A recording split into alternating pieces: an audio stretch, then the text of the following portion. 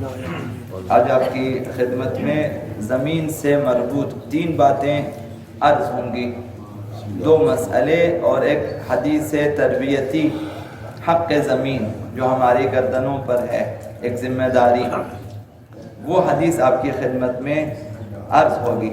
تو 2 مسئلے، ایک عمومی ہے، عمومی اسلامی مسئلہ یہ کہ بعض اوقات اسلام اور کفر کے درمیان جنگ ہوتی ہے، اور کبھی بغیر جنگ کے کفار کے ساتھ مصالحت ہوتی ہے، اور اگر کافروں کے ساتھ مصالحت اور قرارداد کے مد میں کوئی زمین مسلمانوں کے ہاتھ میں آ جائے تو اس زمین کو اسلامی فقہ میں زمین صلح کہتے ہیں۔ اور زمین صلح میں مسئلہ یہ ہے کہ اسلامی حکومت یا اس طرح سے قرارداد باندھ لیتی ہے کہ زمینیں تمہارے پاس رہے، تم اسلامی حکومت کو مالیات دے دیں، جزیہ دے دیں، یہ ایک حکم ہے۔ کبھی قرارداد اس طرح سے باندھ لیتے ہیں کہ زمین بھی مسلمانوں اسلامی حکومت کو ملے اور جزیہ بھی دیں کافروں کو، صرف اجازت دے دی جاتی ہے کہ اسلامی حکومت میں عام شہریوں کی طرح زندگی بسر کریں۔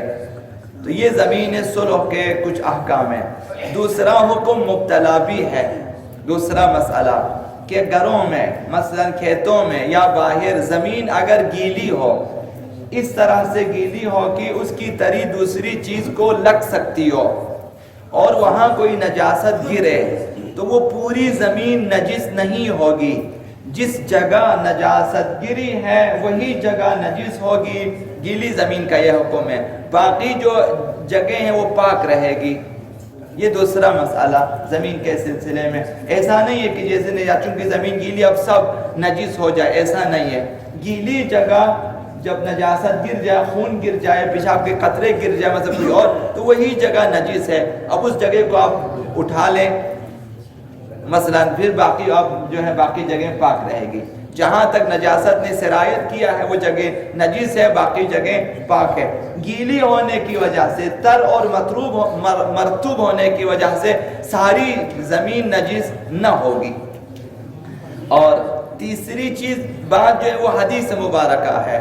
زمین کے سلسلے میں پیغمبر اسلام نے ہمیں بیان کیا کہ زمین کی حفاظت تمہاری ذمہ داری ہے، اور حدیث مبارکہ یہ ہے وَتَحَفَّظُوا مِنَ الْأَرْضِ، زمین کے بارے میں احتیاط کریں، دیکھ بھال کریں اور توجہ کریں۔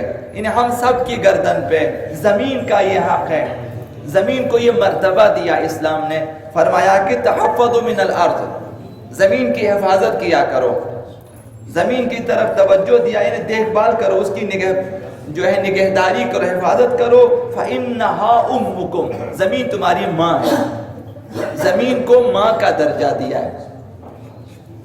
تو جس زمین پہ ہم زندگی بسر کرتے ہیں، اس زمین کی آباد کاری ہماری ذمہ داری ہے، نہ تخریب کاری۔ اب یہ المیہ ہے کہ بنی نوع بشر نے زمین کو جب سے آیا خراب زیادہ کیا، آباد جو ہے کم کیا ہے۔ پیغمبر اسلامی حدیث تربیتی ہے کہ ہم میں سے ہر ایک کو یہ سوچنا چاہے کہ جس جگہ ہم رہتے ہیں اس جگہ کی حفاظت اور اس جگہ کو آباد کرنا ہماری ذمہ داری ہے۔ اور جو ہے زمین تمہاری ماں ہے، فَإِنَّهَا أُمُّكُمْ، زمین تمہاری ماں ہے، تو زمین کو ایک ماں کی نظر سے دیکھیں۔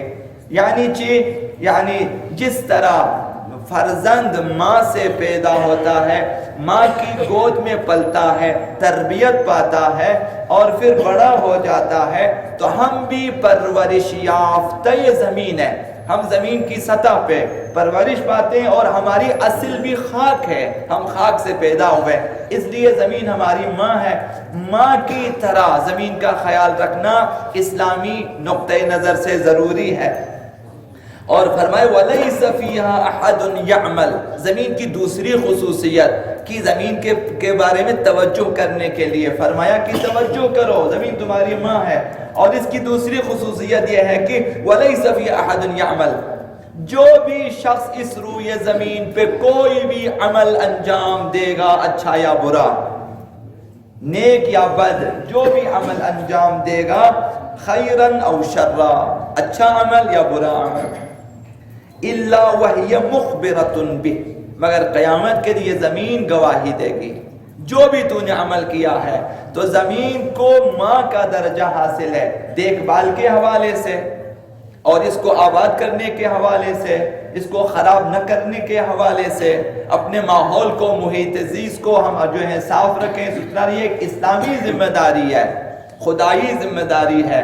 اہل بیت کے نقطۂ نظر سے یہ کہ زمین کو خراب نہ کریں، اور یہ خیال رہے کہ یہاں ہم جو بھی کریں گے، یا خود زمین کے ساتھ یا دوسرے افراد کے ساتھ جو روئے زمین پر ہے، قیامت کے دن یہ زمین ہمارے بارے میں گواہی دے گی۔